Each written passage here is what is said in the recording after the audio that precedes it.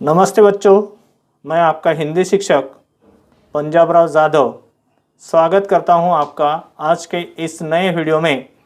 आज के इस वीडियो में हम पढ़ेंगे पाठ 6 दो संस्मरण। संस्मरण का अर्थ है स्मृति या यादें, और इस पाठ के लेखक हैं संजय सिन्हा। इस पाठ में दो संस्मरण है, जिसमें से पहला संस्मरण हंस और आदमी मैंने आपको पिछले वीडियो में पढ़ाया है। तो इस वीडियो को देखने से पहले नीचे डिस्क्रिप्शन बॉक्स में आपको पिछले वीडियो की लिंक मिल जाएंगी, तो कृपया पहले वह वीडियो देखें और फिर यह वीडियो देखें।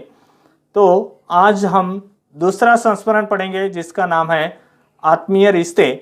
तो अगर आप मेरे चैनल पर नए हैं और ऐसे ही हिंदी के वीडियोस के लिए सब्सक्राइब करें और उस बेल आइकॉन को भी दबाकर ऑल पर रखें। तो चलिए बिना किसी देरी के आज का यह वीडियो शुरू करते हैं। पाठ 6 दो संस्मरण, लेखक संजय सिन्हा। भाग 2 आत्मीय रिश्ते। आत्मीय रिश्ते यानी निजी या स्वकीय संबंध। प्रस्तुत पाठ संस्मरण में लेखक संजय सिन्हा ने हमें पारिवारिक रिश्तों संबंधों के महत्व को दर्शाया गया है।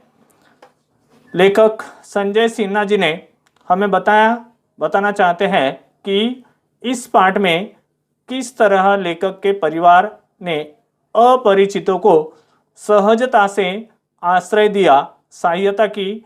वह आज के समय में अनुकरणीय है। असहाय लोगों को अगर हमने दिल खोलकर सहायता की तो उसका आनंद अनोखा होता है तथा परोपकार की प्रवृत्ति भी बढ़ती है।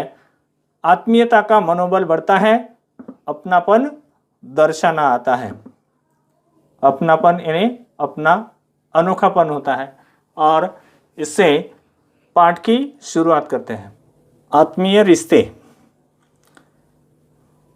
कई साल पहले एक रात हमारे घर की घंटी बजी। तब हम पटना में रहते थे। आधी रात को कौन आया। पिताजी बाहर निकले। सामने 2 लोग खड़े थे, एक पुरुष और एक महिला। पटना वाले हमारे घर के बरामदे में लोहे की ग्रिल थी, जिसमें हम रात में ताला बंद कर देते और पूरा घर सुरक्षित हो जाता। घर को सुरक्षित रखने के लिए ग्रिल को ताला या गेट को ताला लगाना बहुत ज़रूरी होता है। पिताजी ने ताला खोला, पूछा कि आप लोग कौन हैं, कहाँ से आए हैं। उन्होंने पिताजी के हाथ में एक चिट्ठी पकड़ाई। पिताजी ने चिट्ठी पढ़ी और खुश हो गए। उन्होंने आगंतुकों पर आंख मूंदकर विश्वास कर लिया। उन्होंने हमें आवाज़ देकर बुलाया और कहा कि ये लोग फला जगह से आए हैं और इन्हें तुम्हारी बुआ जी ने भेजा है। आगंतुक का मतलब बिन बुलाए मेहमान। अब बताए कि बुआ जी ने इन्हें भेजा है, बुआ जी ने भेजा है वहाँ। अब हमारे लिए ये मानना जरूरी नहीं था कि वह कौन है, कहाँ से आए हैं। बुआ जी का कहा पत्थर की लकीर था। बुआ जी का कहा पत्थर की लकीर था। पत्थर की लकीर यानी पक्की बात होना। उन्हें हमारी बुआ जी ने भेजा था, यही जान लेना बहुत बड़ी बात थी। सर्दी की वह रात थी, सर्दी का मौसम, सर्दी की वह रात थी। फटाफट उनके सोने के लिए एक बिस्तर का इंतजाम किया गया। हम दोनों भाई 2 रजाइयों में लिपटे थे। हमारी एक रजाई ले ली गई और कहा गया कि दोनों भाई एक ही रजाई में घुस जाओ। एक रजाई नए मेहमान को देनी है। हमें याद है, हम पहली बार उनसे मिल रहे थे। पिताजी ने अपनी बड़ी दीदी और उनके पूरे परिवार का हाल पूछा। यहाँ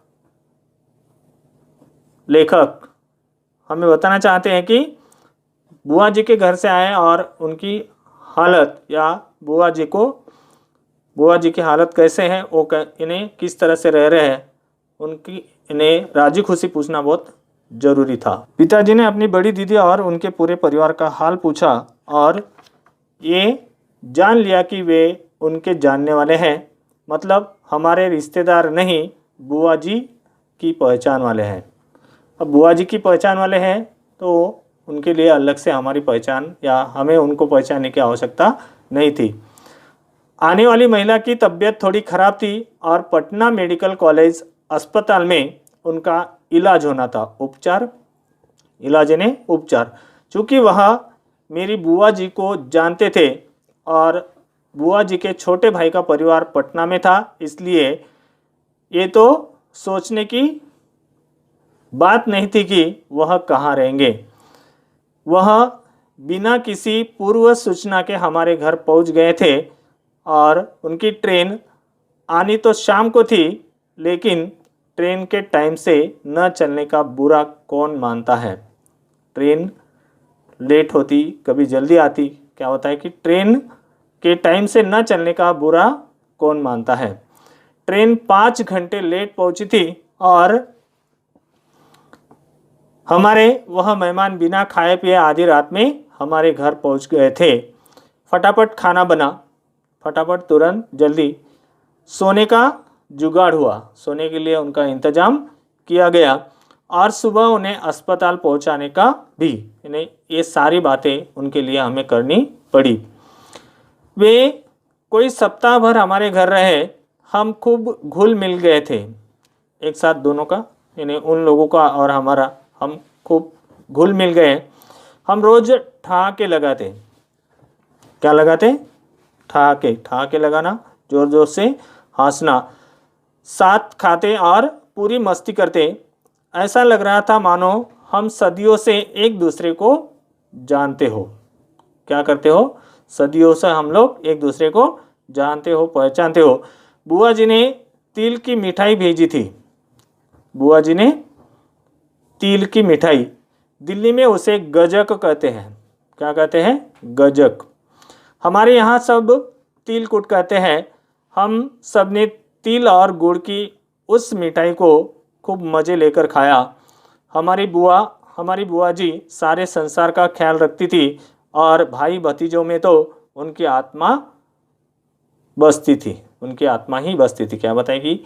अपनी बड़ी बुआ जो है, बुआ के बारे में बताए तो उनके भाई और भतीजों में उनकी आत्मा ही बसती है और वे इन्हें अपने लोगों के लिए बहुत ख्याल रखती है, हमेशा उनके बारे में सोचते रहती है और हालचाल उनकी पूछती रहती है। उन्होंने अपने परिचित भेज दिए, हमने उन्हें रिश्तेदार बना लिया। बुआ ने उनके परिचित हमारे लिए भेजे और हमने उन्हें अपने रिश्तेदार बना लिया। आप जानकर हैरान रह जाएंगे कि हम दोबारा कभी उन रिश्तेदारों से नहीं मिल पाए जो उस रात हमारे घर आए थे, लेकिन हम सब भाई बहनों के जेहन में उस रिश्तों की याद आज भी ताज़ा है। जेहन यानी समझ, हमारे समझ में आज भी वह रिश्ता या वो सारी बातें आज भी हमें याद आती है, ताज़ा है। हम आज भी उनके आने और अपनी रजाई छीन जाने को याद कर खुश होते हैं। क्या होते हैं? हमारी जो रजाई छीन ली गई और वे आए, और उन सारी बातों को याद करके हम अभी भी खुश होते हैं।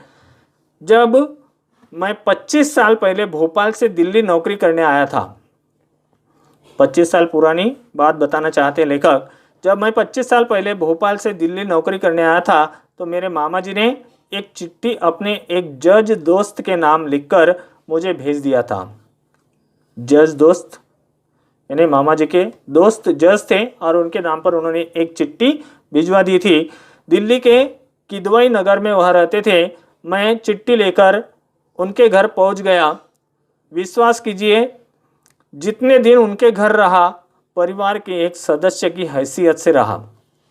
परिवार की एक सदस्य की हैसियत से रहा। हैसियत इन्हें विसात या सामर्थ्य जिसको बोलते हैं। और उनकी बेटियां मेरी बहनें बन गई और उनका बेटा मेरा भाई।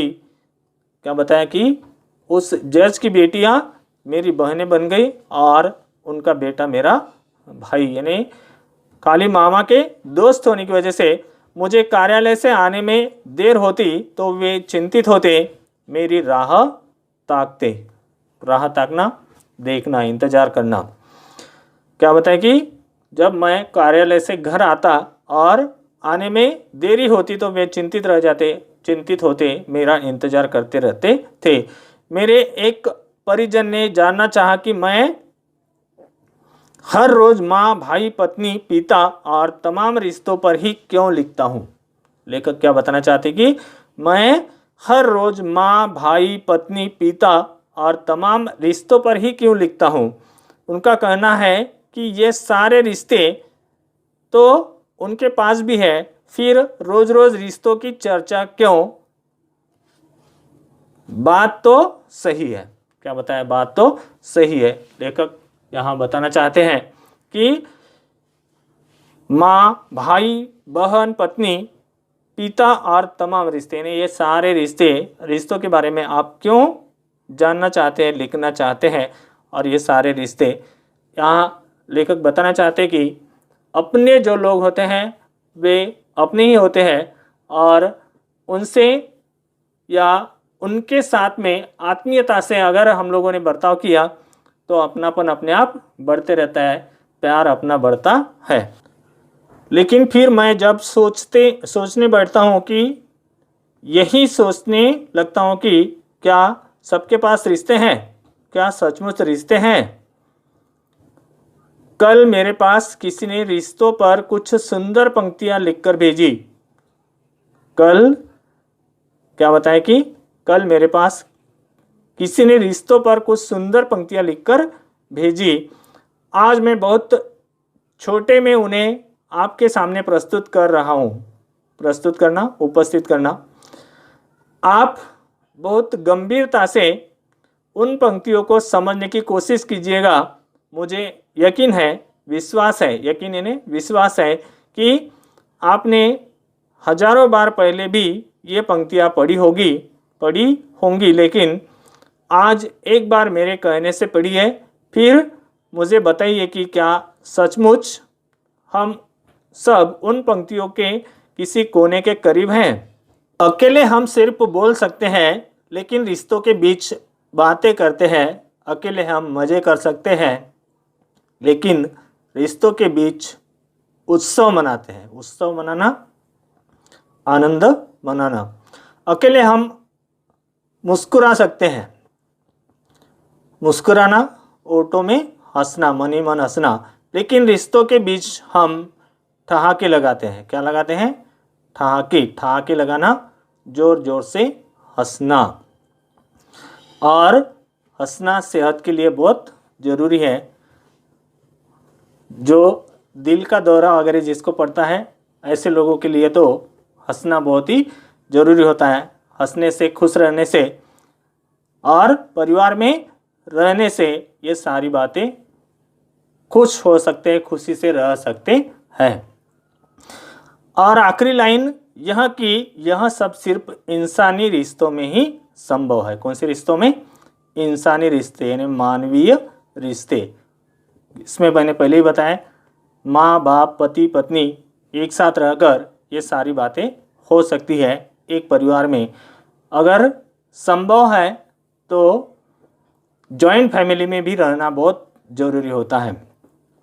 मैं रोज़ रोज़ रिश्तों की कहानियाँ सिर्फ इसलिए लिखता हूँ क्योंकि सब यही है कि आज आदमी सबके बीच रहकर भी सबसे अकेला हो गया है। इंटरनेट के ज़माने में सबके पास मोबाइल रहता है घर में, सब लोग रहने के बाद भी अलग अलग अपने अपने मोबाइल में बैठे रहते हैं। कोई किसी से बातें सही ढंग से नहीं करते। सारे रिश्ते हैं, लेकिन दरअसल कोई रिश्ता नहीं बचा है। हम सब अपनी ज़िंदगी जीने की तैयारी में हैं। क्या बताएं? हम सब अपनी ज़िंदगी जीने की तैयारी में हैं। इतने व्यस्त हो गए हैं कि हमारे पास स्वयं के लिए भी समय नहीं रहा है। हमारे पास स्वयं के लिए भी समय नहीं रहा है। व्यस्त रहना, तल्लीन रहना, अपनी अपनी ज़िंदगी में सबके सब व्यस्त रहते हैं। बाकी लोग क्या कर रहे हैं या हमें क्या करना चाहिए इसके बारे में कोई सोचता नहीं है। अब मैं कहीं जाता हूँ तो होटल बुक करता हूँ, होटल बुक कराता हूँ। क्या बताएं, अब मैं कहीं जाता हूँ तो होटल बुक कराता हूँ। पता नहीं सारे रिश्ते कहाँ चले गए हैं। आप में से अगर किसी के पास बुआ के उस पड़ोसी का कोई रिश्ता बचा है तो आप बहुत ही भाग्यशाली हैं। आपका उपकार अभी भी लोग नहीं जानेंगे या आप कितने अच्छे हैं यह बताना मुश्किल होगा।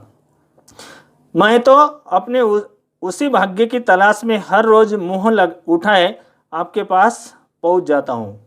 लेखक संजय सिन्हा जी बताना चाहते हैं कि अगर आप इस तरह से जो आपके बुआ जी के परिचित लोगों को इन्हें बिना सोचे आप सहायता करेंगे, मदद करेंगे, तो आपके इतना भाग्यशाली कोई नहीं। तो बताए कि मैं भी इतना ही भाग्यशाली हूँ ताकि आपकी ये सारी बातें मुझे भी समझ में आ गई। समय संस्मरण संग्रह से स्वाध्याय सूचना अनुसार कृतियाँ कीजिए। पहला, संजाल पूर्ण कीजिए। देश की विशेषताएं।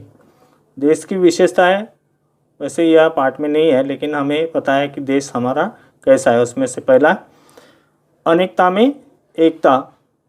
दूसरा, विविध प्रकार के लोग एक साथ रहते हैं। तीसरा, अपनापन या अलग अलग बोली भाषा के रहने वाले अलग अलग बोली भाषा रहने के बाद भी हमारे देश में सब लोग एक साथ रहते हैं। और चौथा है, हमारा देश अत्यंत सुंदर और बहुत ही अच्छा है। दूसरा लिखा है उसमें कारण लिखिए। लेखक रोज रोज रिश्तों की कहानियाँ लिखते हैं। कारण इसमें बताया कि आज, क्योंकि आज आदमी सबके बीच रहकर भी सबसे अकेला हो गया है। सारे रिश्ते हैं किंतु वास्तव में कोई रिश्ता नहीं बचा है। हमारे वे मेहमान आधी रात घर पहुंचे। दूसरा, क्योंकि कारण ट्रेन लेट पहुंचने से, 5 घंटा लेट ट्रेन आने की वजह से। इधर तीसरा बताया, उत्तर लिखिए। रजाइयों की संख्या। रजाइयों की कितनी संख्या थी? 2। दूसरा है, महिला का इलाज यहाँ हुआ। महिला का इलाज पटना मेडिकल कॉलेज में। कृति कीजिए 4 नंबर। पाठ, यानी पाठ में आए शहरों के नाम पटना और दिल्ली, भोपाल भी लिख सकते हैं। 5वां इसमें दूसरा, दिल्ली से बनी मिठाइयों के नाम। दिल्ली से बनी मिठाइयों का नाम गजक और तिलकुट। अंतर स्पष्ट कीजिए। कर सकते हैं। अकेले हम, रिश्तों के बीच हम। अकेले हम सिर्फ बोल सकते हैं, रिश्तों के बीच हम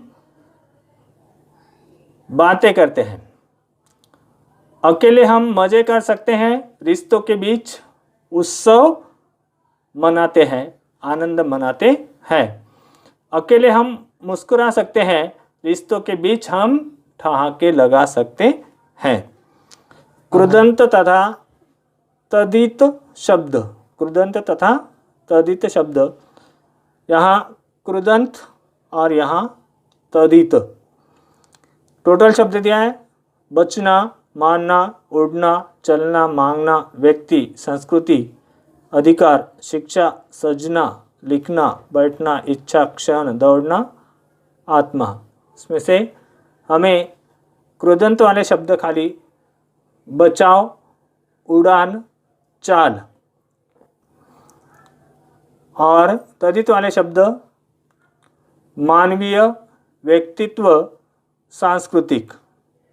मानवीय, व्यक्तित्व और सांस्कृतिक। चलो बच्चों, तो इस तरह से यह पाठ यहाँ पर समाप्त हुआ। तो बच्चों, उम्मीद करता हूँ आपको यहाँ आत्मीय रिश्ते संस्मरण समझ गया होगा। तो अगर आपको वीडियो पसंद आई होगी तो इस वीडियो को लाइक करें और सब्सक्राइब करें मेरे चैनल को, ताकि आपको 8वीं 9वीं और 10वीं कक्षा के हिंदी विषय के वीडियोस आगे मिलते रहे। मैं मिलता हूँ मेरे अगले वीडियो में। तब तक के लिए अपना और अपने परिवार का ख्याल रखें, सुरक्षित रहे और पढ़ते रहे। जय हिंद।